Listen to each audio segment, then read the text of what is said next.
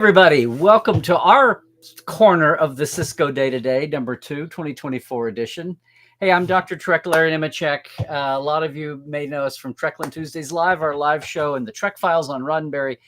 And especially if you're enjoying what happens today, I hope you give Portal 47 a try. All three of these fine folks have been my guest on Portal 47 over the years. And I say Portal 47 is for all the Star Trek fans who have no idea how much Star Trek they have no idea about. And that's because you get in with these folks. So today for the Sisko Day, honoring Avery Brooks, honoring the character of Sisko, and just everything cool about DS9. I'm so glad to have 7-year stand-in for Nana Visitor, and oftentimes on camera as a Bajoran and all kinds of things, and other races too, other species too. The great Robin Morselli there. Lou Race. Yes. Nice to be here.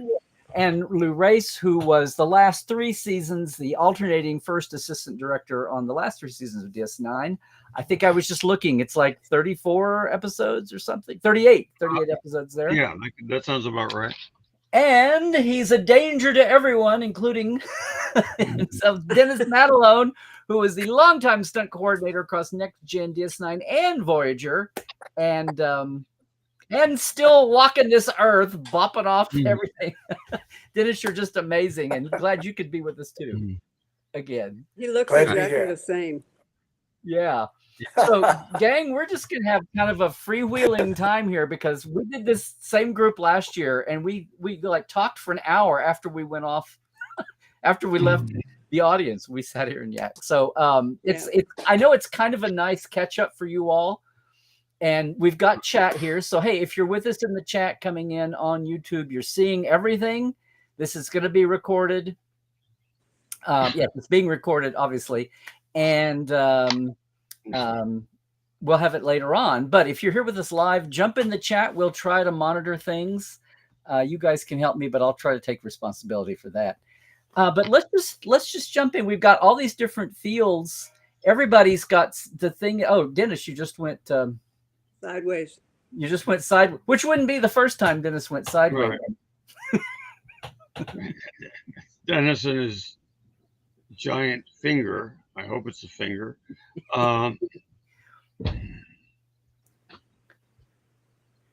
Just turn the phone or something. That's okay. How great for the stunt guy to be just coming at us sideways. That's so funny. So we're talking Sisko, we're talking Avery. We did this last year a little bit, but there's so much between the three of you all, and then with me popping in, maybe if I can help. I'm talking about the Sisko Day and DS9 and Avery, and I've got some pictures over here to throw in every once in a while. But what comes to mind, Lou? You jump in there because you had Far Beyond the Stars and some incredible shows. Well, Avery was certainly his own man as a person and as a performer, and he had very strict ideas about how the show should be run, how the script should be handled. And he was never overbearing. He was never nasty about it, but he was taking it serious, more serious than some of our other regular cast members did. And he was always into doing a good job, and he always worked hard, and he always wanted the people around him to feel the same way. And he expected discipline on the set, and he expected order on the set. So, part of that is my job. I tried to keep things rolling smoothly. I came up with a sort of a rule to live by as an AD about 2 months ago, which I will share. I'm not always in control of things, but I am in charge. So, if the ship is sinking, I'm the one who tells you which light posts to get on. I'm not necessarily the one to tell you how to make it stop sinking. So, but I enjoyed working with Avery. In fact, there was almost no one on Deep Space that I did not enjoy working with. Uh, as I said, it was a difficult show, but the people on it were working for the show, for each other, and towards, the aim of the show, which is to get out a good product that all the people would want to watch. And I think we were successful in that. And I'm actually very proud of it. And I'm extremely proud of some of the individual shows and some of the individual scripts that we got up. We had a very good showrunner, Ira Stephen Bear, and we had good writers. And that made a lot of difference. And having worked on a couple of the other shows, naming no names, I found that they were a little more ragged, and I thought the shows were a little less complicated and involving. Are you talking about other series across TV or other Trek series? Well, since you're confused, I'll leave you confused. Okay. All right. There's the statute of limitations is long run out, They're still alive. Okay. And they have my home address if they save their crew lists. Well, go ahead. No, go ahead. Let me. Hey, Dennis, are you good and settled now?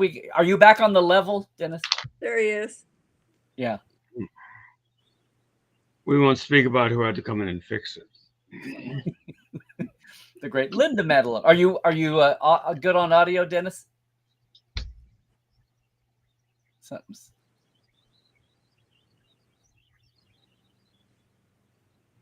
Dennis, are you with us on audio? He's got something muted. They muted something while they were fixing him. Can you talk? Just a sec.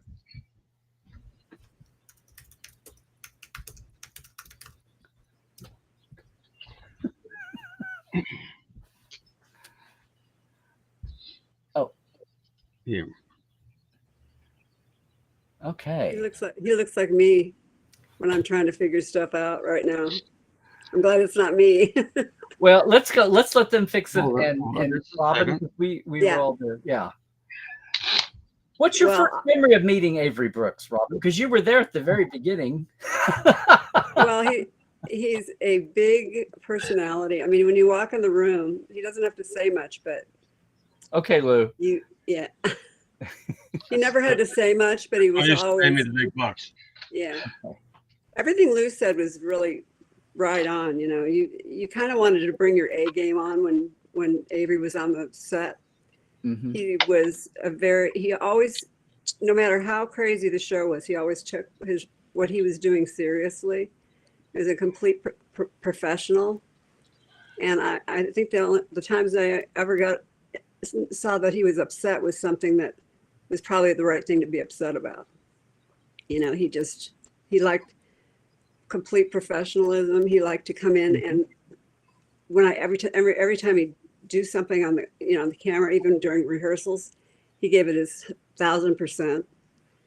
And I myself got along with him great, and I really liked the man. I thought he was very interesting and got to know him a little bit. He was really okay with me. Yeah. And I enjoyed working with him very much. Yeah. And he was demanding of himself, but he was also forgiving of the fact, or knowledgeable of the fact, that filmmaking in general is not a perfect process. It's not like watching cars come down the assembly line in Detroit. There's a lot of inputs. There's a lot of things that can happen, and not everything happens right the first time or the second time. And he was patient with that part of it. And it always means to me to work with people who don't think that way, who don't realize that, a lot of this stuff it's not exactly being made up while we're going along, but it is being refined as we go along. Lou, did you work with him as a director also? Yes, I did. And I thought when he was on directing, I thought he was prepared. Mm-hmm.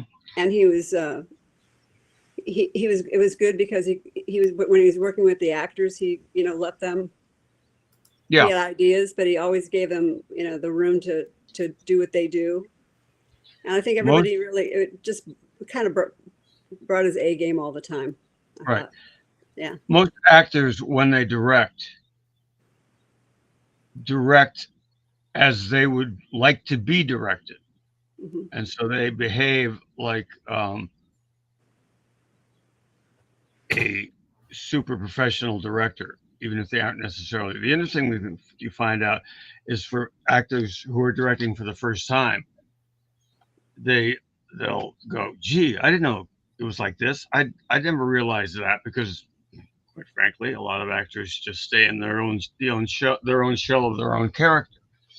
And I can never tell you how many times an actor has worked with me and said, "Okay, well, where's X? How come she's not on the set yet?" Well, she's still in her dressing room. Oh, when did you call her? 5 minutes ago. What's taking so long? It just takes a long time to get. Well, look, this is impossible. How can I get anything made? And he said, and then they will make the comment, "When I go back to acting, I will never delay people on the set." This bold promise usually lasts about 4 days once they get back on the set. And it's no good to remind them of it because they will not admit that it actually happened. It is a funny process. But when you see anything we do in this business from the other side, it's always a revelation. And I think the most difficult direction it goes in is sometimes there are members of the crew who don't appreciate what the actors are going through. I mean, essentially, there are 100 people on our crew, and their basic job is to make the actors look and sound and be presented well. And good actors, experienced actors realize that and realize that the crew is part of their team. And in fact, without the crew, they're in big trouble. Not so experienced actors don't quite understand why the crew should be allowed to have problems or input, etc., or why adjustments would have to be made for the crew when the actors had thought everything out so carefully and precisely.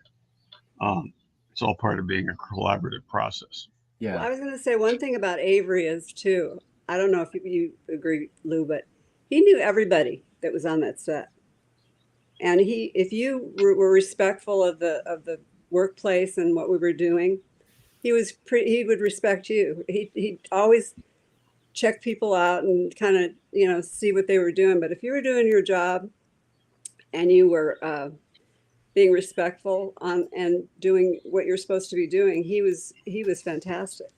He did not appreciate it when people weren't doing that, but he knew everybody's names.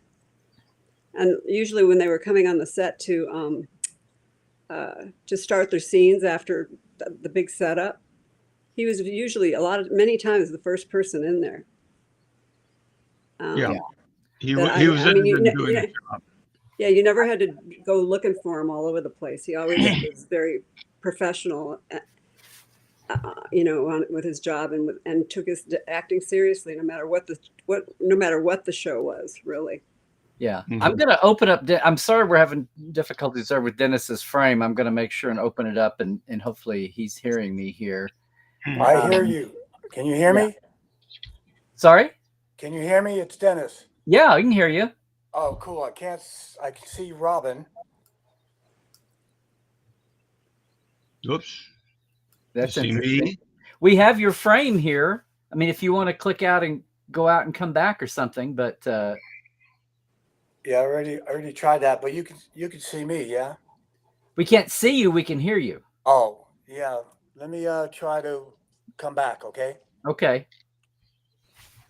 We're here for you. Hey, speaking of Avery directing, so here's a great shot. And we used this last year, but speaking of actors directing, but this is Far Beyond the Stars, and Lou, that's you right there. There. Yeah, on the left. On the left over here. how did I get? How did my hair get that dark? Um, It was gray by the end of the season, wasn't it? yeah, at least it wasn't falling out. Uh, but yeah, I mean, and that's a beautiful set. And that particular set is not on a soundstage. Right. It's a building that exists on New York Street on the Paramount back lot, which had an interior dressed into it, so that when they did movies back there and they wanted to do somebody walking off the street into a tailor shop, a barber shop, a candy store, or in this case a restaurant, they could still see the action of the city going on behind them. Yeah. And yeah, and you can see all the detail, everything that the art department put into that episode to make it of its time and realistic. I mean, I can remember clocks like the black clock that's up there just to frame left of the menu side. They really knocked themselves off on that. In fact, there you are, Dennis. Yes. Can you hear us, Dennis? Can we hear you? Oh my goodness. Now he's behind the privates. It's okay. Why can we get either the audio or the video, but not both? Are you there? I'm there. Can you see me? Oh, yes. In all your vertical glory. We got you. Okay. On the air. All right. We were just talking about Avery directing, and Lou was talking about actors who direct, and the good and the bad, not the bad, but the difference that is than when it's a regular direct. But this is Far Beyond the Stars, and there was what Lou was talking about was what's cool. The New York street's famous. A lot of Star Trek, a lot of Hollywood movies and other TV shows use it all the time. And there's some iconic bits on it that Star Trek's even had and used over. But the cool thing about this episode was what Lou was just saying. They actually dressed out the Cassie's Diner, wasn't back on a set. Like Benny's apartment was a set back over, and they used the front set. Yeah. But this was where you could get and they had you had 7 or 8 cars, period cars, and passengers. We had about 15 cars. Oh, excuse me. All right. In fact, we had an assistant director who was in charge entirely of staging the cars. Just the cars, yeah. Well, with 15. Putting them in or giving them a route, because they had to be able to go all the way around and come back through again if the scene was long enough, or so long that they had to do that. Yeah. Just like extras, only vehicles. Yeah. Yeah. Exactly. And those were fine looking vehicles too. Yeah. And a lot of them most of them, as a matter of fact, were driven by their owners. So Robin, which is exactly the way we wanted it. Of course. Oh, yes. And they're looking out for their own stuff. Robin, were you standing in for Nana on this one? Not on this one, because I was, I think I was giving birth to my son. Oh, a good excuse. Okay. But I did go to the set after. I think I was there like a couple days just checking it out and everything like that. But I didn't stand in for her in this show. It's probably one of the only ones well, she had another stand-in too, because I did stand in a lot for other people, like a lot of the other actresses, like Louise and Salome, and anybody who was an extra actress who was over 5'5", I would stand in for them. Pretty much. Yeah.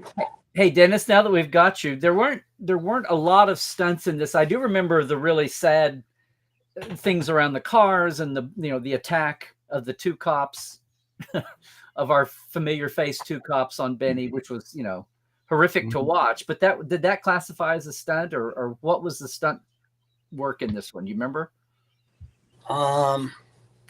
Lou, it wasn't the episode where Avery took the car hit. It wasn't that one, right? Yes, it was.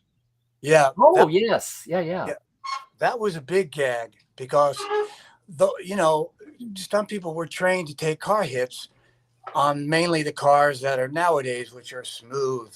They got round, smooth fronts. But we had to go use the lower. Man, yeah, you could bounce up on top easier, right? Yeah, we had to use the old-fashioned cabs that were built just big metal rims and bumpy, and So it was going to be a tough car hit.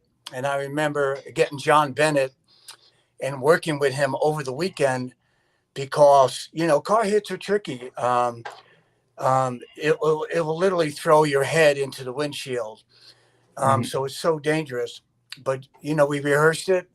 The car worked like a charm. And John Bennett, he was just really was doing a great job. And when we went to do it that Monday, it couldn't have been any better, man. It just looked real. John sold it. He flew over the side. It took the hit. I was really proud of John. And I remember telling John, I was so happy for him that I had that little, you know, communicator on my uniform. And I was so happy. I don't know why I did this. I never did it with any other stunt person. But I took it off and I told him, I want you to always remember today what you did for Avery and us and what a great car hit. And I gave it to him. And the next day, John Bennett called me and said he's in trouble with wardrobe for stealing the thing. And I had to call wardrobe and say, I gave him, you know, I gave him it. Funny. And wardrobe was mad over that little thing, but John kept it, and he always remembered that fun stunt he did, you know, for Avery on that episode. Yeah, there is. He loved doing. He loved it when he could do that stuff. Yeah, and John, you know, John Bennett, man, he's a giver. Lou knows, and Robin knows. When he's on the set, you know, he's supposed to be doing one thing, and I keep stealing him because he's so helpful. And I steal him, and then suddenly I hear Lou or the second AD yell for John Bennett, you know, John, get over here, because he's with me, helping me. So, but he became, you know, a dear friend. And every time it was my birthday, we always had a birthday cake, and John would always give me a watch, you know. He did. And I don't wear watches. I wear other goodies. Keep saying, like they get broken easily in your line of work. Yeah. And but I'm not into the time thing. Because 30 years ago I was in a production meeting when I was a kid. And I remember having a watch, and in the middle of the meeting I kept, you know, looking at my watch because it was kind of a habit. And suddenly the director said, "You got somewhere to go?" And I go, "No." He goes, "Why do you keep looking at your watch?" I never wore a watch again. But John Bennett kept getting me a watch every birthday. So I had like 9 watches now, you know. Well, actually I had about 6. And I asked him not to get me a watch on my 7th birthday. I still have the watches in my back room all piled up near John's picture, you know. And he went and got me another watch anyway. So I don't know. I guess he always wanted me to know what time it was, you know. Oh, well, this was a great story. This was a come on, girl. This was a on to the photos here. Switching. There we go. This was a photo you sent me that I hadn't seen before, but that's John there. You and Linda. Yeah. We were just watching Tech Out the issue here. What he his stunt double all 7 years? Yeah. Well, probably about the last 4 years. Okay. I think I was bringing in somebody else, maybe Alan Olney or some other stuntman. Yeah. But to be honest, Avery Brooks, his fighting skills were so great. If I brought a stuntman in, they were on the bench. They're just on the bench the whole time because Avery is so handy. The only time we really doubled Avery is when it was time to eat the ground, you know? But when it came to Avery's fights, man, I knew it from the pilot because I knew that he was on another TV series where he played a boxer, right? So I knew he had the skills. Yeah. So it was so great meeting him for the first time on the pilot. And he was really open to me. I was kind of shy. I didn't know how to really approach him. No, wait a minute. Dennis Danger Madalone was shy? Yeah. I don't understand. I was shy with Avery. I was just like, this is the first time I'm meeting him. We got a pilot. We got some stunts. And I was just feeling him out. And I noticed he really focused in on me. And he liked me from the get-go. and he gave that energy to me, that belief to that he believed in me right away, and our relationship was just amazing all the way for 7 years. And I think of him almost every day because he's just golden. He's he has your back. At times he may be quiet, but that's because he's thinking and thinking nice stuff. He doesn't need to say a lot of words, right, Lou? Dennis, we were talking about this when you were off, and I was saying the same thing. It's like he just assessed everyone, kind of not judgmentally, but he knew who he could trust and who's going to be there and do what they're supposed to do. And, authentic people that weren't, doing it for any other reason that they just wanted to do a great job there. Yeah, and it was cool. It was, if you got his respect, you had a friend. I mean, he did have people's backs for sure. He had mine a couple times too. Yeah, I feel that. I felt that with him from the pilot on, and I got to be me all the time, and just be. It's great when Lou can be Lou and Robin can be Robin, and Larry can be Larry. We don't want to have to hold back. We just want to be us and be accepted. I know Avery did that for all of us. He loved who we are, and he knew that we loved him. There was no faking when you look up to someone and you honor them and respect them. I think he knows that right away. I think he knew that right away. Mm-hmm. I remember he's so bright. I mean, his brain is just incredible. I remember to him about anything. Yeah, go ahead. I remember around the third season or so, I went and bought some, shirt, and on the back of it was a power sign, with a fist. And I was wearing that all day on the set, and Avery walked up and he goes, "Do you know what that means?" The fist, the power sign. I said, "I think it means that we're all together. We're all one. And when I see it, it makes me happy. And that's why I bought it. And that's why I'm wearing it today." And he just smiled and he went, "Madalone," and walked away. He called us all by our last names. I was Miss Morselli for 7 years. Well, yeah. Did he call you Madalone all the time? Yeah, but I loved him when he called me Madalone when he was prepping as a director. Mm-hmm. And we would walk through everything with everybody. And suddenly he just listens and absorbs. And it's almost like he's talking to you without him saying anything. You know that everything you're doing, he's accepting. He doesn't. And then suddenly, when we're done gaffing out everything, he just goes, "Madalone," and walks away. Like, that's it. Yeah. I got it. But yeah, no, he's okay. He's the gift to the world. Yeah, I know Lou's chafing at the bit here. What do you? He talked a lot, sort of, in verbal jazz. Mm-hmm. And it was like the keywords were there, but not necessarily all the fillers. And that was just the way things were rambling out of his head. And so it took me about a day. No, not even that. Less than a day when I worked with him as a director to sort of key into that and roll with the punches, because one of the things you have to do in my profession is adapt to the people you're working with. Fortunately, I'd also seen him working this way with other directors prior to that, so it wasn't a total surprise. I have one little note on the accident. Yes. The last shot in the sequence was an overhead shot. Yeah. The finale. Not real accident, the pretend accident. With Sisko on the ground, the cab's there, other cars are and people are supposed to gather in around it. We fade for a commercial. There were about 5 ways in. Okay. And we sort of spaced the extras. Okay, you're going to come in here. You're going to, and for some reason they didn't hear or they didn't get it. And they all came in through 2 channels. So it looked like people were coming from 2 directions, but the rest of the circle was not occupied with people coming in. And so, and the camera operator, Chris, is way up there, and we go cut, and he says, "Good."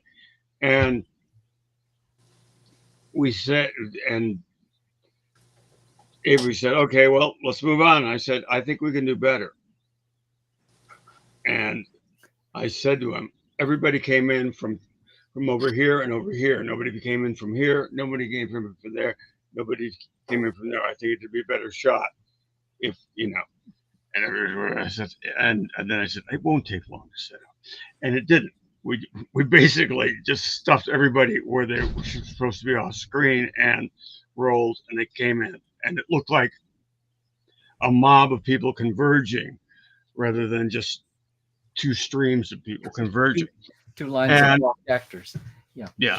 And I did that a couple of times on Star Trek. I really only do that when I'm seriously involved because there are consequences.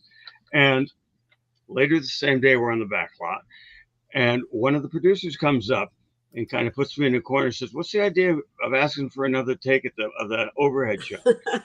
And I said, I didn't think it was as good a shot as we could make, and I thought we could easily repair it and do it again. He said, "Well, you shouldn't really be doing stuff like that." And I said, I'm just trying to make the show better. And Avery was coming by. Couldn't have been timed better. It was like perfect TV. He comes by just as I say that. And it increased the ease with which I had to operate with him and do the show incredibly from that point on, because he realized that I wasn't just, hacking it out and hurrying to get home, that I wanted to make it a good episode, because he very mightily wanted to make it a good episode. Yeah. Well, yes. He was, you might say, it's an understatement to say he was invested in that episode. Yeah. Well, here, before I'll tell you one other thing about art direction. He can't stop talking. The art direction on our episodes was excellent. Oh, yeah. And they loved it when they got a chance to play. And when they did The Office, where the sci-fi magazine was written, they all had a ball. There is stuff on the walls that you can't notice or appreciate unless you go in and slowly walk around that set. They had notes pinned up everywhere. I mean, they had a note pinned up that said, "A high school cheerleader fights vampires, never work." And then another one, there was just a piece of paper with a big long list, and it had 2008 crossed out, 2007 crossed out, all the way down to 2001. But just that type of stuff, and dinosaur pens and all kinds of weird stuff that you wouldn't expect anybody go into detail to do, but they did. And it was a wonderful set. And I said, somebody should just do a documentary about this set. Well, see, that's what's frustrating is there's so much of TNG, DS9. And I mean, they came in Enterprise, but the other three series, if we'd had digital camera phones or even little digital cameras earlier, there would have been so much better. And the budget they spend now on promotion, those special episodes, especially should have. I mean, I was on set and did some interviewing and I saw a lot of the Post-it notes and the book covers that were up, and I got a few. I have the book covers with my name on them. Oh, okay, very cool. But so much of that stuff should have been preserved better. Yeah, I mean, and I would have whipped out my camera, but I would have, even at lunch hour with everybody off set, I was afraid of getting yelled at because it's like, "Hey, you're here to interview, not take pictures." I'm like, Yeah, they are. Well, yeah, you have to know when to play that card. Yes. But it's too bad. There's so much hard work, and it's not only in Star Trek, it's in all series that people put into sets that you don't see. And it's a shame. And it really is an indication of people who are dedicated to their work and who want to make it as good as they can and even better than you'll ever see. Yeah. So the best. Those are the kind of people who want to work. Yeah, Robin, before I want to get back to you, Robin, because we haven't heard much from you. I just wanted to throw one more up here. Now, I'm going to also do a test because the chat audience is saying that when I was showing pictures, it was coming up as a blank screen. So I'm going to do this. Hey, chat audience, are you seeing a blank screen, or are you seeing? I see a picture. Yeah, we all can see it, I think. This is Lou, assistant directing the great Rick Colby in one of the Dominion War episodes with. Okay, they've got it now. Well, the whole time I had the Avery, dadgummit, the whole time I had. Well, then here I'm going to run through these real fast. Speaking of stunts, hold on a minute. Come on. Why are we? There we go. Okay, there's Dennis stuntalizing there with Avery, and we were talking about John Bennett for a long time. And there he is. This is the picture. I didn't know if everybody saw. And then this is the picture we had it for a long time, Avery directing Far Beyond the Stars. So, okay. I just wanted to get that up. But go ahead, Robin. You wanted to say something. But I've got some of your photos here too. I want to pop in. I was just thinking about Avery too. And sometimes if he was working with somebody that he wasn't driving with that well, sometimes I was on the set a lot because I like to watch the process too. I was one of those people that stood in for somebody and left the set. I was always wanting to learn. Which, there we go. Yeah, that was in that was in Griffith Park. I think. This was Shakar, wasn't it? With the all. I think so.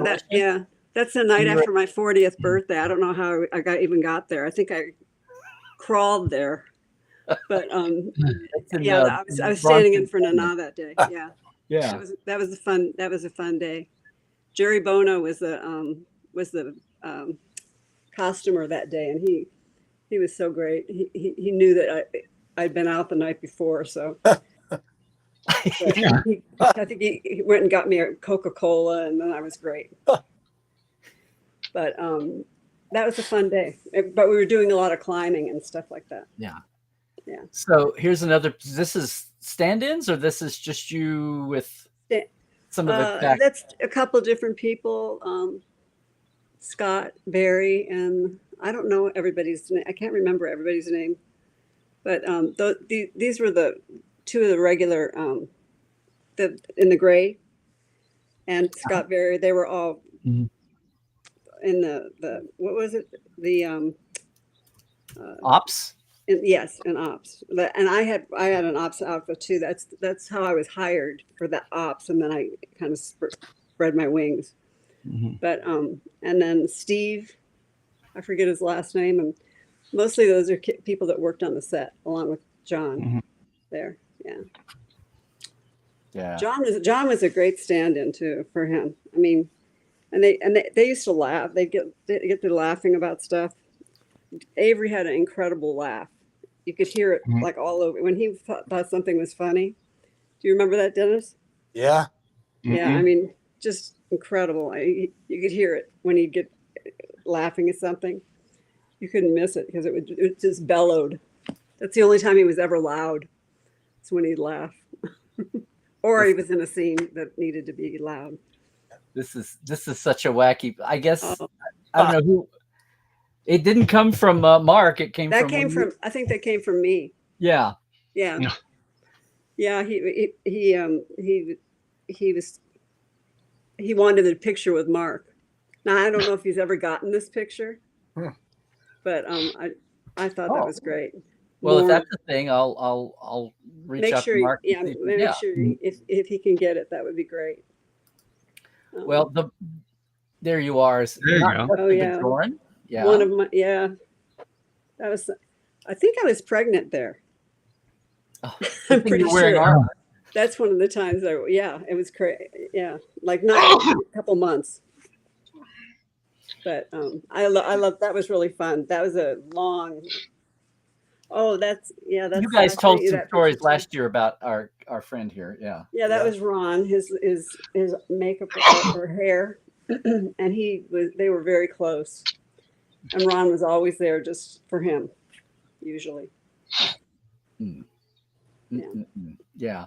This is here you go. Hold on a second. I got to do this because I want this to go full frame. This is why we don't have better photos from TNG-9 and Voyager.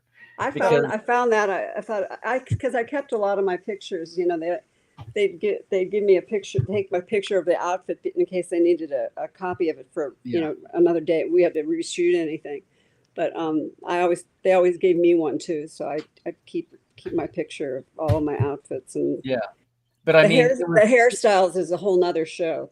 I have to show you all those someday. And what they used to do with my hair every day, it was amazing. Yeah.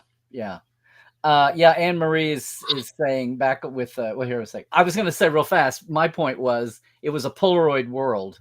Yes. And so much of what we have of detail was originally just Polaroids. Yeah. I wanted to go back to, you all talked about this last year, and Anne Marie in the chat brought it up here, but Avery paid his hospital bills at the end, I believe. Per Sirach telling the story. Yeah. But whatever he did for people, he did it. I mean, only maybe a few people would have known because he never said anything about that. You know, he always just was very generous in many ways. And he loved Ron. Ron was just, Ron was a character. Yeah. I liked him a lot too. He was funny.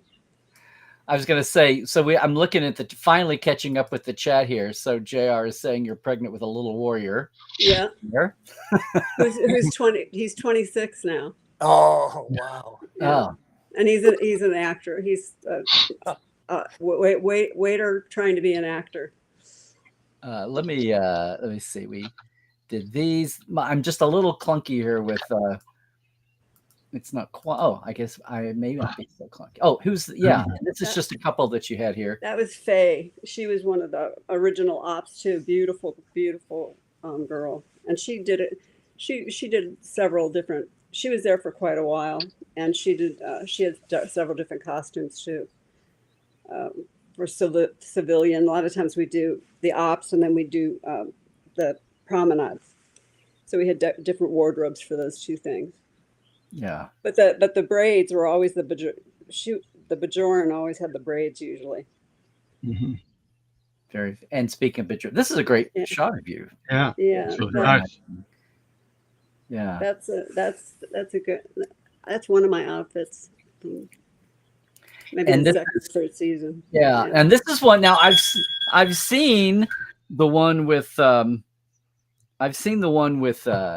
Brent, third season, where a lot of monks showed up. Yeah, these guys came to the set, and in the last couple of years when I was there, production would have me do little. When I was working, I would take people for tours through the sets. And we did quite a bit with Make-A-Wish Foundation, and with the children. And we'd bring them in, and they'd meet, Avery, and they'd meet Nana, and they'd meet Armin, who was amazing with kids. But anyway, this was one day when these were monks that were with the Dalai Lama, and the scarf around my neck, they brought that for me. It was blessed by the Dalai Lama. Wow. But I took them on a tour of all the sets. Oh, very nice. Yeah, it was kind of fun, and they were really fun. They were so excited to see everything, They're a huge fan base apparently, because this was DS9 years, and there was a group that visited third season of TNG. There's a famous shot of Brent on one of the early season episodes sets with with a whole. It was kind of like find the golden data face in the middle of all these. All these Tibetan monks. Well, I mean, it's amazing how Star Trek just expands everywhere. I mean, everywhere. I've learned a lot more about it myself from people who watched it way longer than me even. But it's funny, the different groups of people that love it.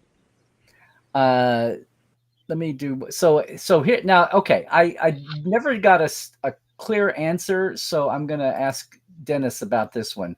This was a DS9 moment, right? Yes. That was an episode where I was playing an ensign, and suddenly I come out of the corridor and I'm fully engulfed. And, they don't this is Paramount Studios. You're on the sound stage. They don't let people get lit on fire like that on a I was sound. going to say, this is low budget Star Trek, and this looks pretty impressive. But just the rules alone, having somebody fully engulfed on a stage indoors, it was. But the trust that Paramount had on Deep Space Nine, and the crew and the producers and our ADs, they really trusted us that we were going to do this and be safe. That's number one. Not just me be safe. I'm going to be safe. I got my team that's going to light me and put me out. They're the ones really doing the stunt. I'm like the passenger. If they don't light me right or they don't put me out, I don't make it home. So they're the ones that my stunt team is the one that keep me alive. But it's my job and all of us stunt people and Lou and everyone to make sure that before we do this stunt, make sure nothing can go wrong. That I don't reach any ND people or I don't bump into the camera. So it's important not just to sell the gag and do the fire, but make sure that I hit my marks and, stay away from the crew, everyone behind the camera. So that was a lot of fun. It's fun to do a full burn, but that one, that was great. Amazing. I think of everyone that day. I don't think of me when I see that. I think of, Lou and the actors and the camera people and the director. I really see them more than, it was such a fun stunt that I just remember all their I think when they put me out, I was so happy to be alive that everyone I was looking at, I never forgot them. I was thinking one thing too is like, with all this controversy with, Rust and a lot of these things that are filming now. All I could think of was how safe everything was on our set. I mean, they had safety meetings up the yin yang. They had all kinds of the guys that were doing anything, they would explain it to you, what was happening, where things were. It was the most professional group of people, the stunt people and all of the people that, with all the explosives and stuff. That never happened on 7 years on our set. That I felt like unsafe. Yeah, Robin, you're really right, because every stunt we ever did on Deep Space Nine, I never once felt rushed.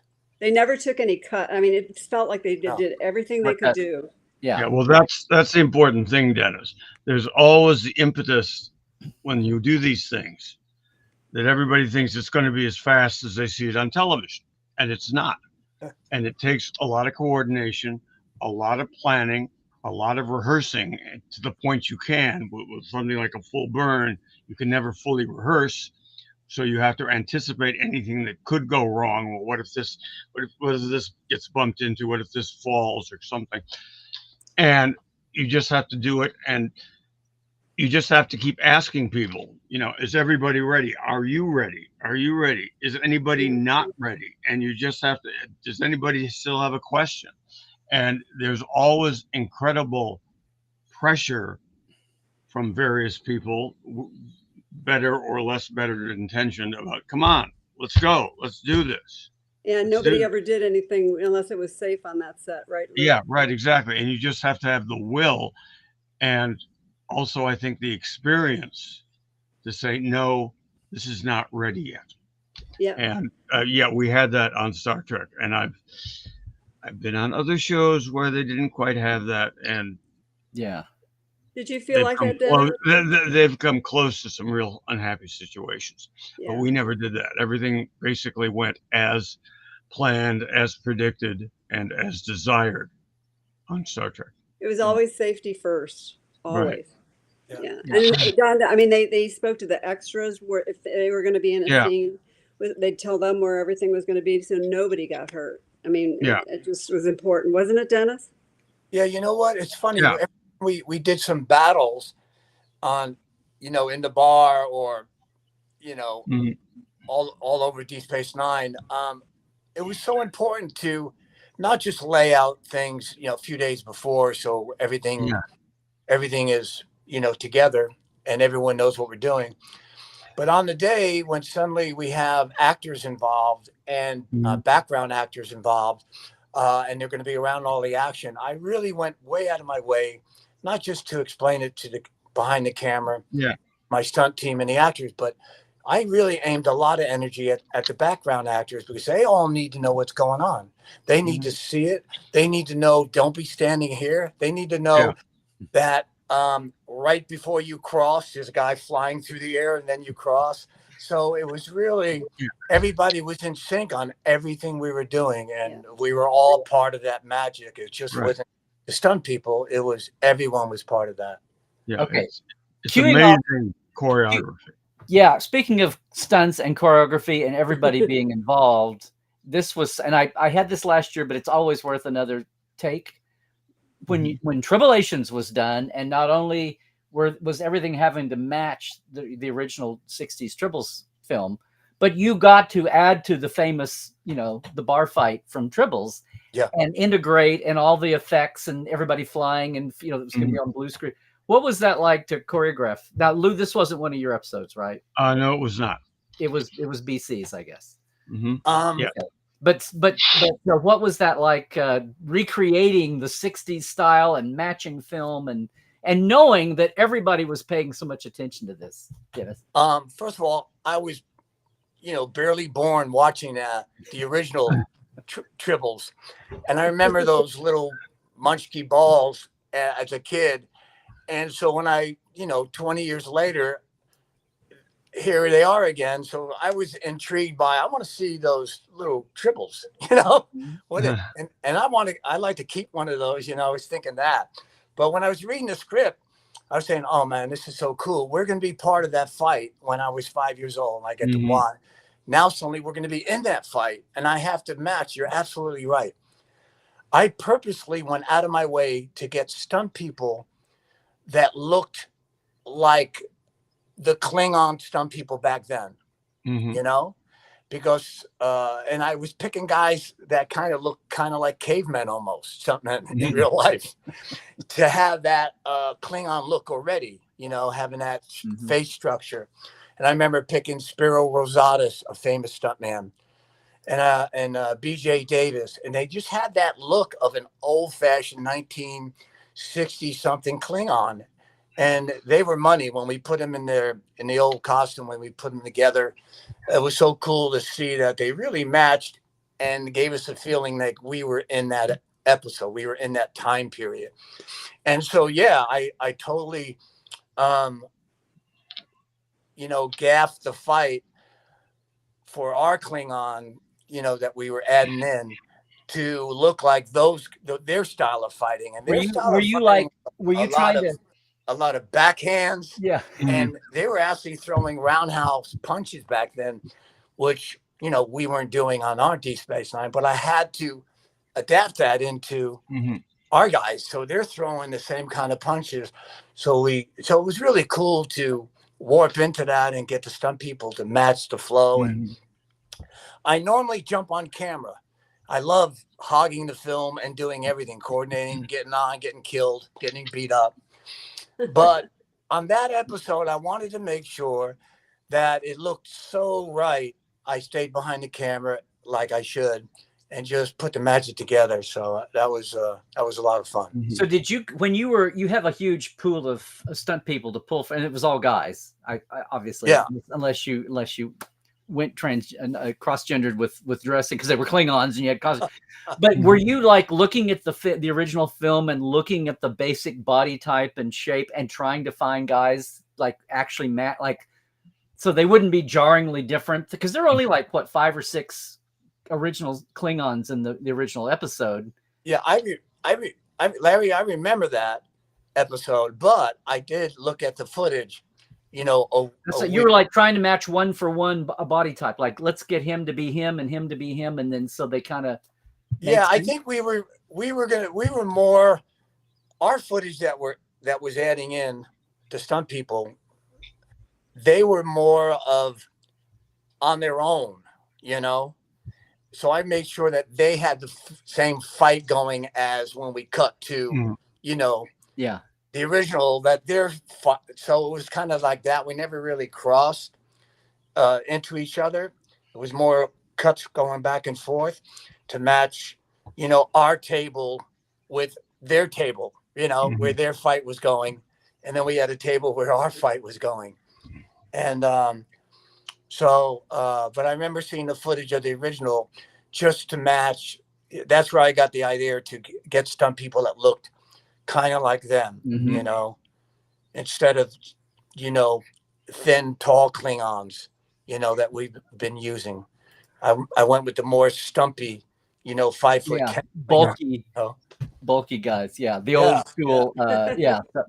Hey, you all were talking about choreography, stunts, and visual effects, and or like live effects, like with the fire. For one thing, let me see. Somebody had just asked. So JR says, back to the fights, to the burns, the fire scene. Mm-hmm. How does it feel when you're wearing the fire suit? Can you feel the heat? Do you have to be able to bear it, or is it really insulated, or what's that like?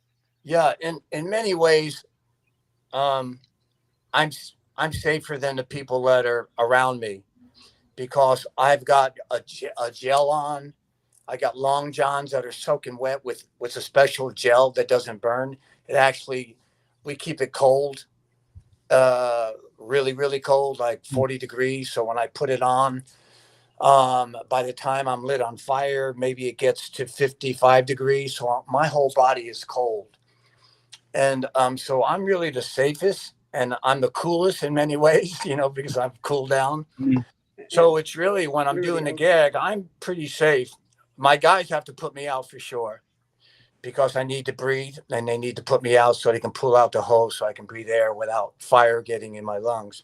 Mm-hmm. But it's really about everyone else is in more danger than me, because they're not as protected as me, Yeah. So yes, it's in a dangerous spot, but the danger is, on the outside, that I'm always thinking of keeping people. It's like me jumping in the car and I'm going to flip a car. Well, I'm caged, I'm belted in, I got helmets, shin guards. It's the crew, the camera, them. I need to make sure that they don't get near my car. Same with the fire. I make sure my fire doesn't get near any other people. Yeah. Well, now I think this is what we're talking about here. John Davis said, I think we're talking about the fire scene. People are trying to remember what episode that was, and I didn't know it off the top of my head, but he's saying that it was a corridor or something, and Nana was on the other end. So he's asking, Robin, if you were there, do you remember the fire moment? That's a lot out of the blue, I know, to remember. I can't remember exactly. If she was on the other end, she may not have been on the set, but yeah, or if you were there hanging because she had to be there, I guess. No, I mean, no, I wouldn't have been there. If I was just standing in, it would have been. Yeah. Well, on that day, they're really, the actors. I remember the day. Yeah. Yeah, they weren't involved, because it was only that one angle of me burning, and so by the time they reverse, we're on a different stage with the actors. Yeah. There you go. Yeah. So it was like a second unit shoot. Yeah, exactly. Yeah, it was second unit. It's an interesting fact that when these shows were made in the earlier Star Treks, there was no ETV, there was no Backstage Hollywood, there was no making of stuff, and the people who were doing it, like the people who were art directing the office for the magazine, weren't thinking about posterity or how somebody's going to want to see this. This is just part of a job, an ongoing job, something that they had to organize, think about, plan. But it wasn't like they were saying, okay, this is going to be a life-changing moment in the history of Paramount Television or something like that. They just went and did it, and then they moved on to the next one. I was starting to, Lou, but I didn't have the clout for anybody to listen to me. I'll just say during Enterprise, the first time they had the Orions, the green skin women and guys, it was Bobby Sue Luther, and it looked awesome. And I remembered saying, when I heard about it coming down the line, I said, because for so long, Rick and by that time Brandon, they were like the Andorians, all the original series stuff, they would go, oh, really? Like monocolored blue and red and green? Like, how? Like, our audiences won't accept that now. And said, no, our audiences want to see the classic, And when they finally broke through and did the Andorians and Jeff Combs and all that, and it was like it broke a wall. It was like, oh, so now if we did Andorians, maybe we can do Orions. And of course they go and they get a good looking woman, and then they have the guys later on. But when they did it, I said, please, please, please tell me that you're shooting her with like large format cameras so we can have magazine covers and posters, and don't just do 35-minute slides. And they were like, oh, don't worry, we got it all handled. Well, of course, when the first time they did that, I'm like, okay, where's the 35mm transparent? And they're like, oh, we just shot regular. I'm like, ah. And you know what it was? Just like always, it was the people who made the makeup they used, like famously on the original series, they were always having to blot Susan Oliver's green because it would sweat off. Well, this guy had come up with a new formula for 2004, and they had taken their own photos, and they had taken pictures of spray painting the guys later on, like it was an auto body shop, and they had their own photography. But it's another case of the studio, like they're not. That's one thing that's happening now is they are, because of the DVD revolution, they are thinking about that. Yeah, well, once back in those days, a TV show was one time through and then put it in the vault. There was no aftermarket for television shows. Right. There was no real aftermarket for motion pictures until two people came up with VCRs and DVDs and all that stuff. Yeah. So we're talking about general safety and general who's working the clock versus whether it's the quality of a shot or the stunt safety or whatever it is. And Robert, who's coming in from Vienna, says it's great to hear they're doing it that well on the Trek shows. I hope current Trek is also like that. Have any of you all had any connection, or even just not working maybe, but even just hearing from people in your fields that are working currently or on the current Trek? No. For one thing, they're all in Toronto, not LA, damn it. So aside from Picard being in LA, but yeah. Yeah, no, I'm not sure. I mean, they look like they're taking the time to do it right. I'm sure they do. I mean, again, I don't know what their financial situation was on Star Trek's made at Paramount, and particularly Deep Space. We had a certain economic luxury because the show was not being shown on a network. Therefore, unlike Next Generation or whatever, where they said, okay, you've got $2 million or whatever it is an episode, period. Deep Space Nine had access to all the money it made essentially in syndication throughout the world, which meant that every episode was paid for by Europe. And every other, and any overages were paid for by what was essentially first out the door profits from the rest of the world, Asia, America, etc.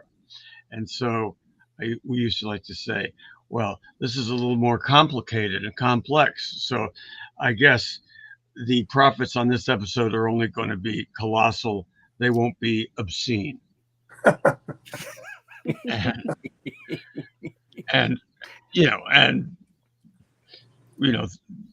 thank God for that. Paramount was able to put that money to good use, and hopefully did. Not all of it went to executives. Some of it went to crews and people struggling to make other shows that weren't quite as big a financial guarantee. Yeah. By the way, I loved working with Lou because he had a really dry sense of humor. You'd go up to him and you'd say something, and something would come out, and it was just perfect. But it was so Lou, and I really enjoyed working with him and Dennis too. Dennis, you were just part of the crew. I mean, you may not have been there every single day, but you were part of it always. And he'd come on, and it was just like there's Dennis and Linda. Yeah. And then all the guys that you worked with, they all became part of the crew too, and it was a really great. Yeah, and experience. Well, everybody. I mean, all the extras, obviously. And I can tell you as an AD, what a blessing it is to have a group of extras like we had on Deep Space, who understood the show, understood what their characters were, and understood what they were supposed to do, and also knew how they had to react and move in a scene to make it work.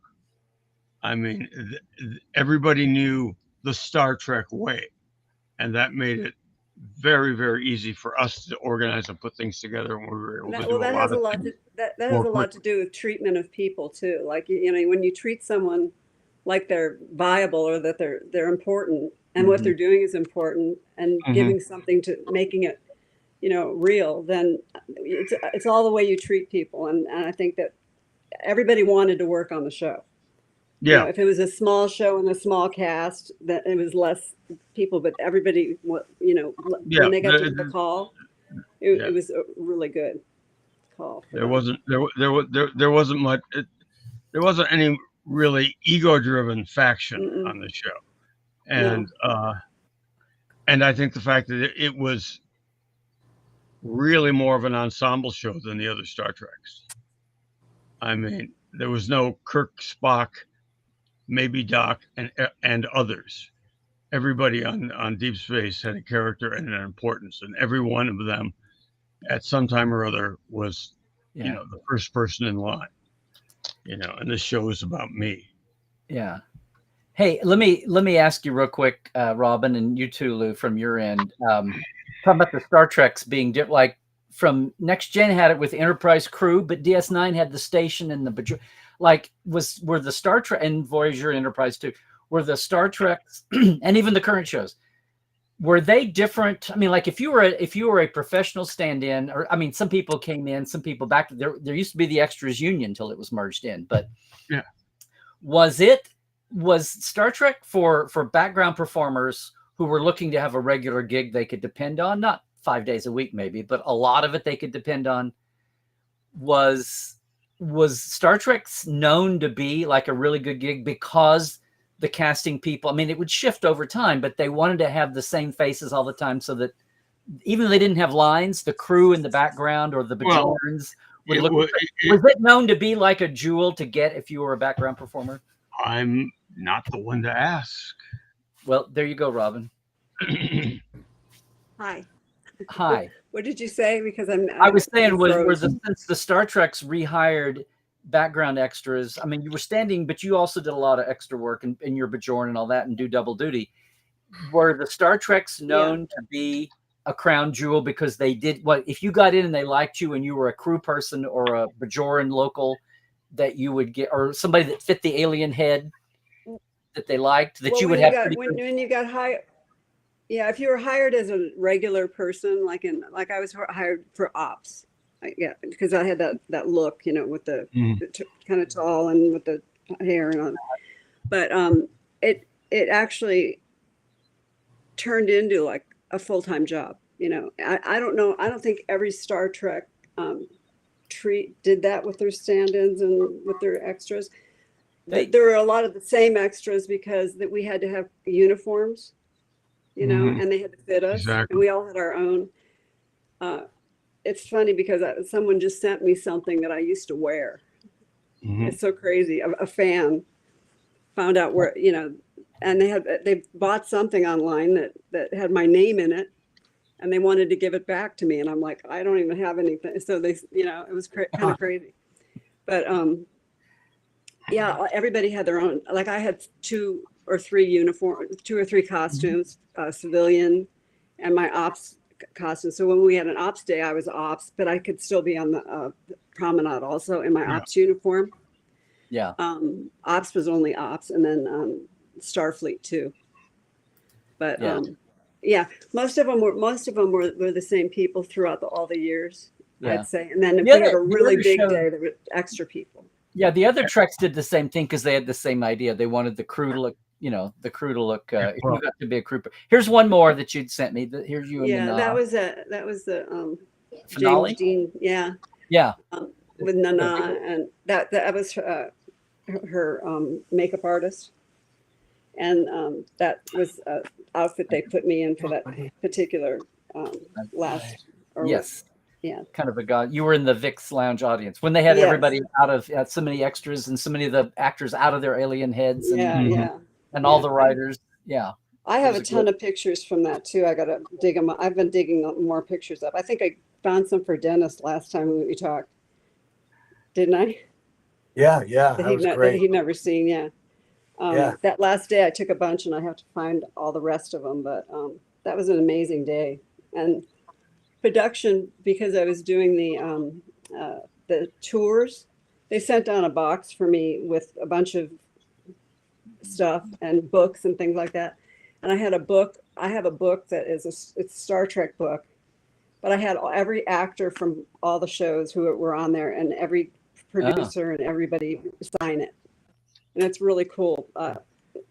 It was a really great show to do, and it was a lot of fun.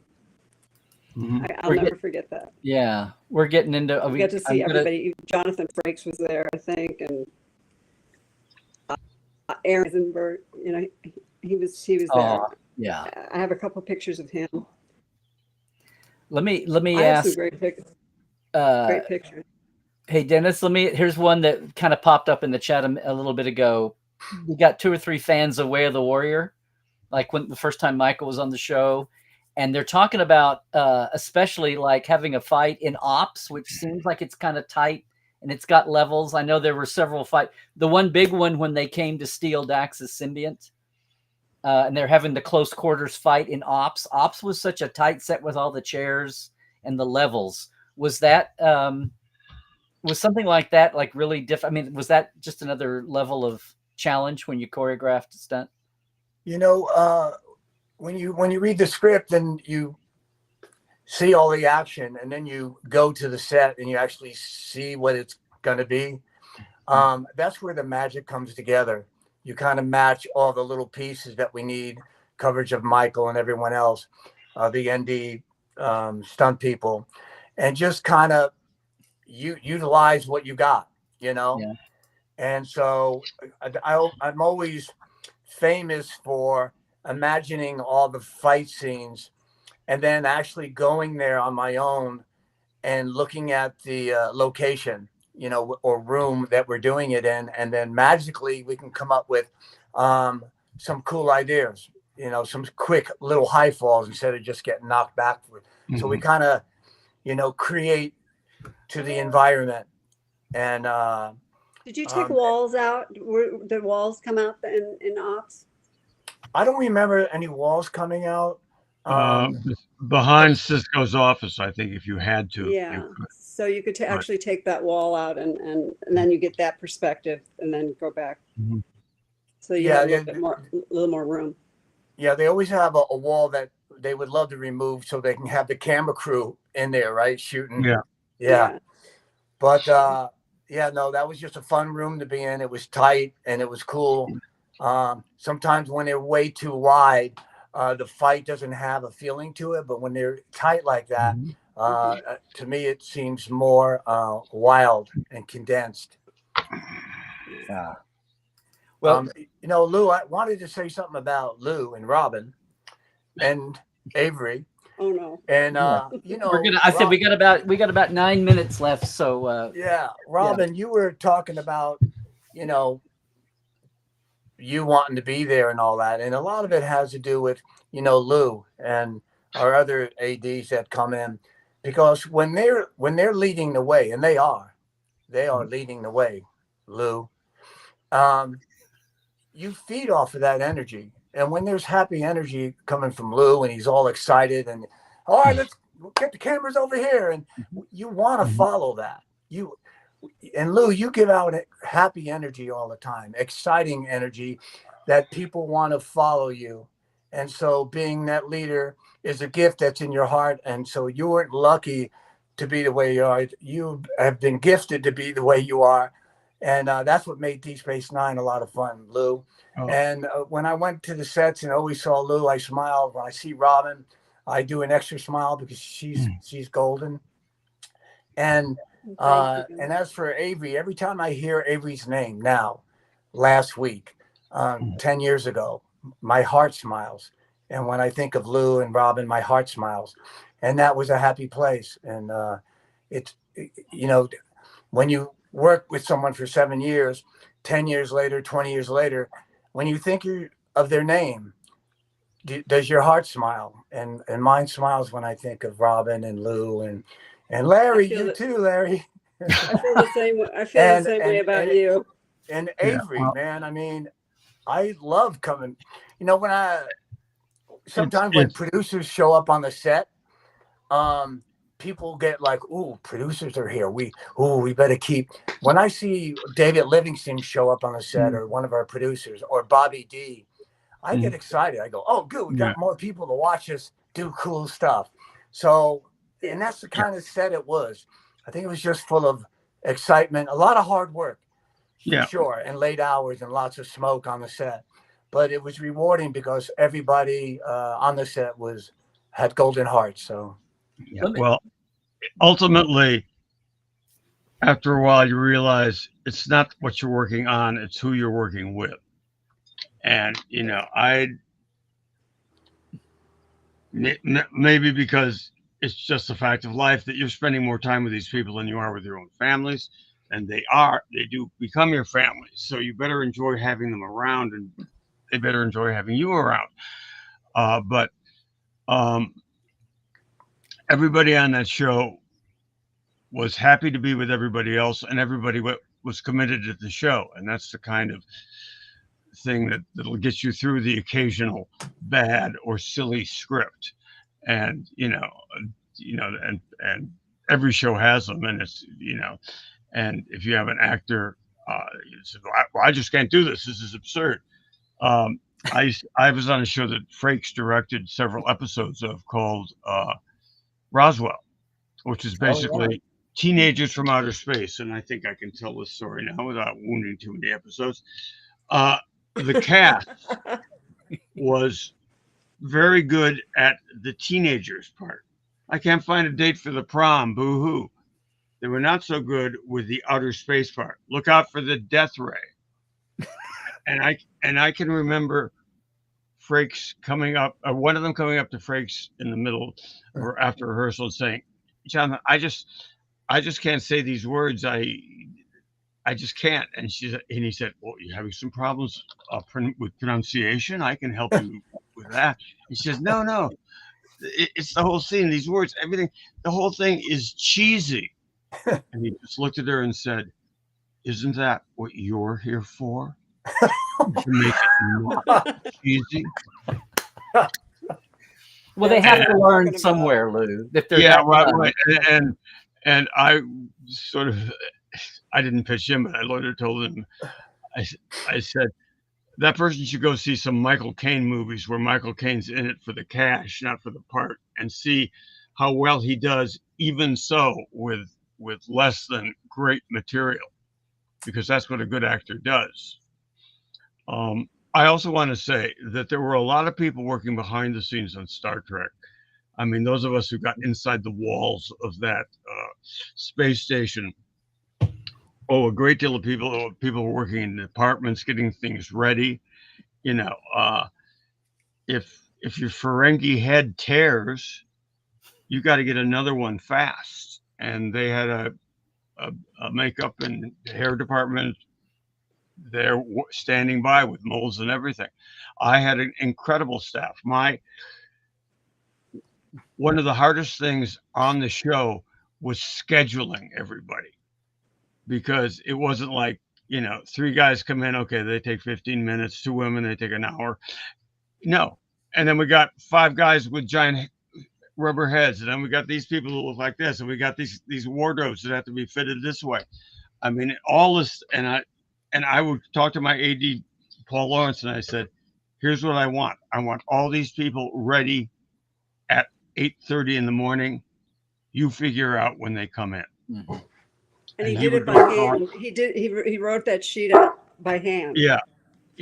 And he'd go up and talk to Mike Westmore, and Mike Westmore would say, okay, well, I can do these 3 at 5. I can do these guys at 7, and he'd coordinate all that every day into a schedule. And I think maybe on the Michael was doing it for Michael and Valerie's assistant were doing it for 2 series. Yes, right. Yeah. Even more so on their end. But yeah. I can't recall more than once or twice in my entire Star Trek experience that we goofed up a call for an actor. And in both those cases, it was my fault for assuming that this person could be ready a lot faster than they could. Yeah. I will tell you a funny, if you want to hear one, makeup story. I don't know if I told this last time. We were doing a day on the promenade, and we're going to move in and do a scene in Quarks. And so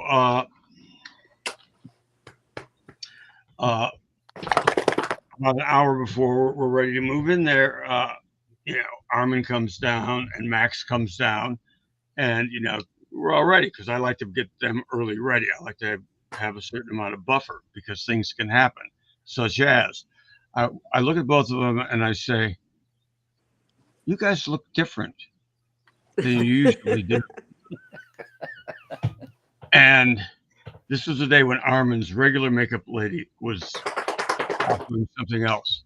Karen. And I said, "Are you wearing each other's heads?" And you look, because they don't look. They're not paying attention when they're being made up. And they said, "Well, and they said, yeah, it's all wrong." And everybody starts. "Well, I thought it was on the mannequin. I did this, and Armin's just sitting there, just going, "This is what happens when I don't have Linda. This is what happens." And finally, I go, "Hold it, okay. I don't care how this happened, but here's the deal. Fix it. Yeah. In an hour, we're going to go into Quarks and start rehearsing. I want 2 Ferengis with the right heads on at this time. Go get them." They took 4 makeup people back to do the deconstruction because it takes time to take these heads off as well as put them on. Yeah. And the reconstruction. And one of them was Dean. Dean was René Auberginois' main makeup person. René's, and Dean was a genius because Odo's mask, most of the mask sealed here, like sort of on your cheekbones, and your mouth was real. Odo's mask sealed on his lips, which was really tough. So Dean was really good. And Dean went back with the other 3, and I was told by a PA who was there, Dean, they sat him down in 2 chairs, and Dean was like Leonard Bernstein or something. He was just conducting. "I need this here," or a master surgeon is probably a better analogy. "Give me this here. All right, I need some more of this. Give me that." And he did 75% of the work on both of them to fix this Ferengi problem. Yes, to fix the Ferengi problem. Well, and they came back. It was an hour and 10 minutes, but that was okay because I was kind of lying a little bit on an hour. We'll push them. So it worked out. But again, this is good people willing to work. And the important thing, which I found in all things in life, but movie work teaches you lessons in a higher relief. The important thing if something goes wrong is not to waste time placing blame. It's to correct the problem. And so we did. And we had our Ferengis a little bit rattled, but on set. I think Max and Armin probably recovered fairly well. Hey, I just need to say we are now at our time, and thank you, Scott, for putting the link. The Lambda Quadrants panel has started now, but I want to land us here, so you can. It's perfectly fine to hang with us before you go over to the Lambda Quadrants place. But if you want to get over there to start, go now.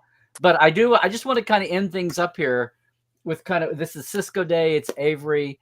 And, they always say, especially with any show, but the Star Trek, it all comes from the head down. And I know, and Lou, you were there the last few years, Dennis and nice. Robin, you were there the whole time. But the last 5, yeah. But toward the end, by that time, the show was established. And there was a lot of talk back at the time about, and Ira would say this, about DS9 feeling like the middle child or the stepchild because it was either TNG or it was Voyager being the network show, whatever. And as the years have gone by, people appreciate DS9 so much. And many people would say, if it's not their favorite series of the Treks, a lot of people will still say it may be the Trek that has held up the best. Yeah. Even compared to TNG and all that. So I'm thinking at the time, was there a feeling of, we're trying hard, and our ratings are just never going to get better, or we're just never going to be as respected as the Enterprise shows? And does it feel like, ha, ha, ha, look what karma did. I don't know. I'm not trying to stir anything up. I'm just saying, what was the feeling? I think sort of, because I always thought it was special. I love that, you know, they had some really great, they were pretty brave. They were as brave as they could be in some of the episodes at the time. And it just felt special to me. And I'm not surprised at all. I've said before, you know, during COVID, a lot of my friends actually watched the whole series for the first time with their kids. And then it's a whole nother generation of Star Trek people. The fans out there are unbelievable. I mean, they really pay attention to every part of it. And they learn a lot about the whole process, because they're wanting to know about everybody, how it comes together from the bottom up. And that's really cool. I was going to say one other thing really quick about standing in for my actresses, like the Louise and Salome. Every time I ever worked with them, which was several times, for several years and several times, they'd come in and they'd say, "Oh God, thank God you're here. I'm so glad I have the same person." You know, I mean, they happy because they didn't have to think about it. Louise Fletcher and Salome Jens, that we're talking about. I've said that before too, and you always felt really not important, but appreciated, which is different than feeling, you know, I'm so great. It's not about that. It's just feeling appreciated that you're doing what you're supposed to be doing and focusing on helping other people look better. And that they recognize it, and that they recognize it, and that was nice. And they share it. Yeah, we're talking about Louise Fletcher and Salome Jens there. Yeah. Louise was a real experience. She was a lot of fun to work with. Robin, do you have any pictures with either one of them since you were standing for them? It's really fun. It's really funny, but she and I would always sit and chat and talk, and you know, but I never really thought about that with Louise, because we were almost like friends, and I just didn't. Oh, I need to take a picture with Louise. You know, some of the people were better about that. I didn't do it so much. You know, I took some. And especially in those days, a camera was so much more. I mean, today it's no big deal. And in the 90s, it was. Robbie Robertson, the guy who was the camera guy on there, may have some pictures. I have no idea. I haven't seen them, but no, I don't. I'm sorry. Yeah. No. It's like I just have her in my head. Yes, exactly. We all have that big memory book in our head. That's like my one meeting with Gene Roddenberry is in my head, because I was following the rules and didn't bring a camera in, and I didn't know it meant just hide your camera. Don't. And it's nice to be able to at least express what went on to people, so that it can go on, because if it's only in my head, nobody, I mean, not that it's the most important thing in the world, but it's a cool thing to know, you know, how these people were to work with. Yeah.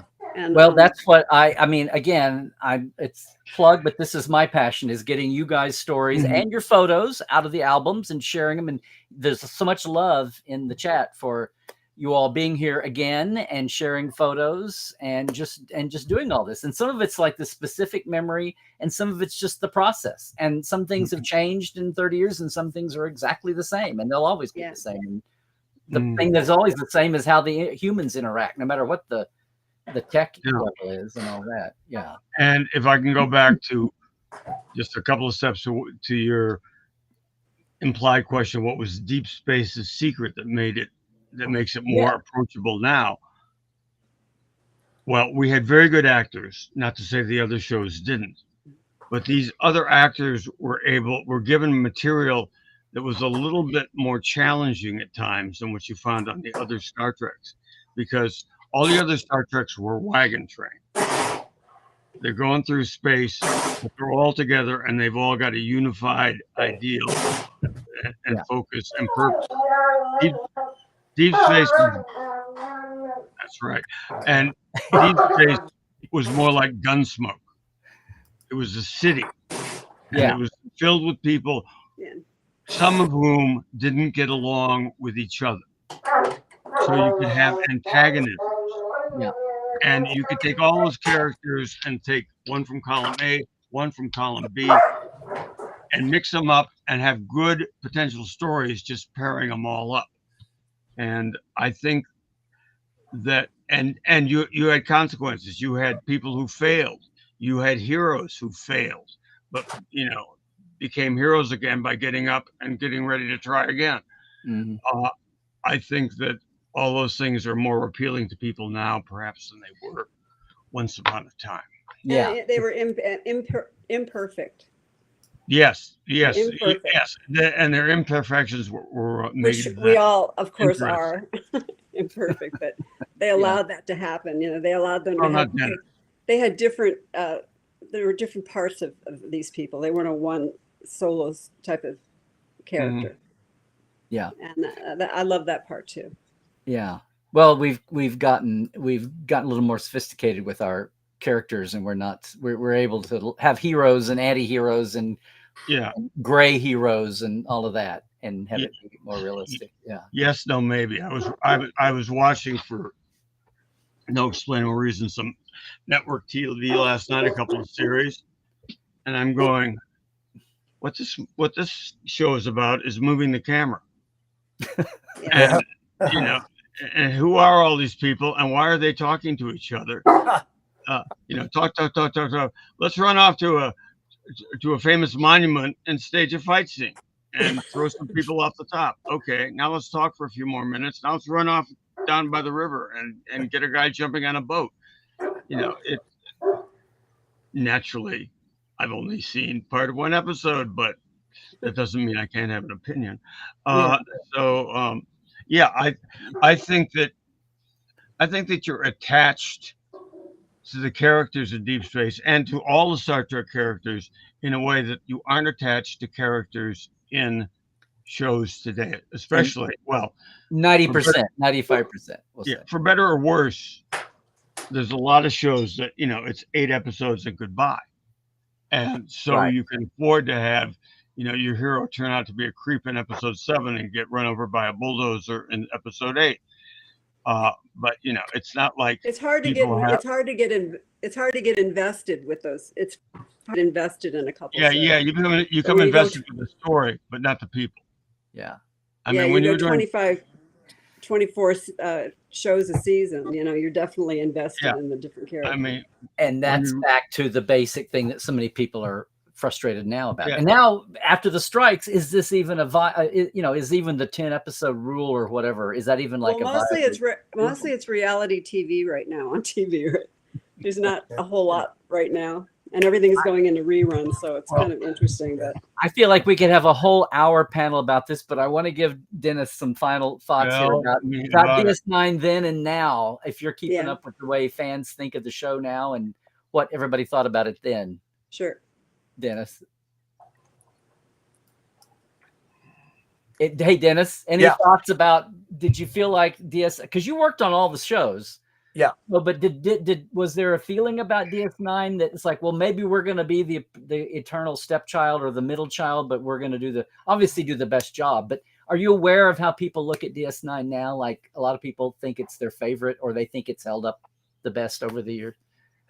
Well, for me, I was on 3 shows, and I never felt Deep Space Nine was the middle show. I thought they were just as strong and just as powerful, and maybe even more so because of the huge, stages we were shooting on. And, but no, and I loved all the actors on all of them. All the actors are amazing. And maybe I love Deep Space Nine more. I can't tell you why. Maybe it's because there was so much more stunts and more battles, and the other shows didn't quite have all the battles. Cardassians and Jem'Hadar and oh my, yeah. I mean, and we had our moments on Voyager and TNG. Believe me, and they're so much fun. But DS9, when I read the scripts, they're battles. I mean, everyone's coming on a station and trying to take down the station, and there were just huge episodes where I'd have 20 stunt people and battles and 7 actors fighting, and so but I never felt that. I just felt like I loved being on all of them, And yeah, more so on Deep Space Nine because we had so much more to do with the actors too. But all the actors from all the shows were amazing. You sure had great backdrops because they weren't pretty little Starfleet rooms everywhere. No, and there were places for high falls everywhere. It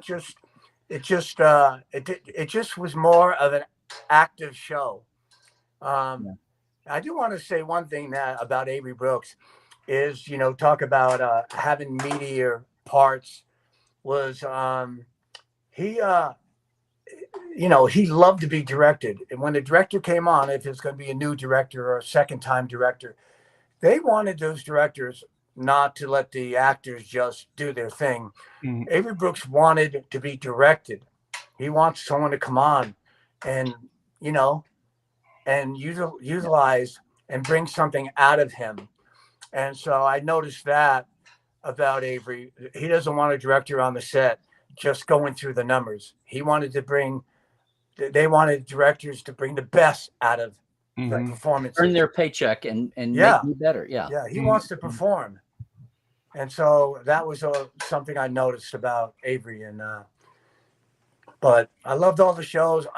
But I leaned toward Deep Space Nine for a lot of reasons. Maybe I got closer to a lot of the actors there because we were doing so much more stuff on that show than the others. Yeah. Well, guys, we were over we got a late start, so I don't feel bad about that. And it's always awesome. Once we get rolling, it's hard to stop this machine. And we had a lot of love in the chat from everybody. I think we got to a lot of people's questions, and there was so much. But I love this one. You know, like all three of you have been a guest on Portal 47, where it's like a spotlight hour on people. But this whole thing about getting into all the show beyond what people just see on their screen, I want to say you guys are the cake that make the actors and the icing, you know, look good. But there wouldn't be a cake without the cake, right? Icing alone is right. There's so a lot anyway, there's a lot more most cake. indispensable piece of equipment on a set is the actor. All the rest of us are just doing time. Well, right. And people go to the bakery and they buy the cake based on the icing. Right. Yeah. We have so many. There's so many stories and feelings about. I mean, Avery's incredibly special, and I you know, salute him today. I just thought he was fantastic, great actor. There's a whole bunch of other actors on the show too that we could probably do an hour and a half on, and that would be interesting too. I mean, just different experiences with different people. You know, it was great. But Avery was really special. Yeah. Well, I want to thank all of you guys. Yes, he was, and I want to thank Sirach and Ryan and Virtual TrekCon and Seventh Rules, their whole greater group that's had this day together that we're intruding on the Lambda Quadrant stuff. Well, you can choose, and this will all be taped, and it'll all be there for the greater good anyway later on when time doesn't matter. But just to say, thank you guys for doing this. Well, sure, thank you guys. And thanks to everybody It's good to see everybody here. I know it's always a reunion for you guys too. Yeah. And for any of the fans watching this that enjoy this kind of thing, come check me out at Trekland. This is what Portal 47 is all about, much less any of our other shows we do too. Love you guys. Love you, Lou. Hey, Robin, Dennis, we got to have lunch, as they used to say in Hollywood. Let's do that. Love you, Captain. There you go. Bring your dog. Dennis, you guys saved our butts innumerable times on this show. There we go. And you're saving mine here. With both of you guys. Yes. Trek well, everybody. And same thing, Robin. Same thing with you and all the standards, the background performers. You guys weren't just there to stand in or make a cross. You guys thought about what you were doing, and you kept your eyes on things. And if sometimes if I got confused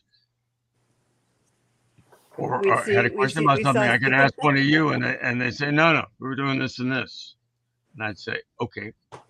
You know. Yeah. Awesome. Thanks again, everybody. We all helped each other out. Let's put it that way. We did. Right. Exactly. Everybody had each other's back. It takes a village. Yeah. Love you guys. And okay. Trek well, everybody. Bye. Thank you. Where do we go?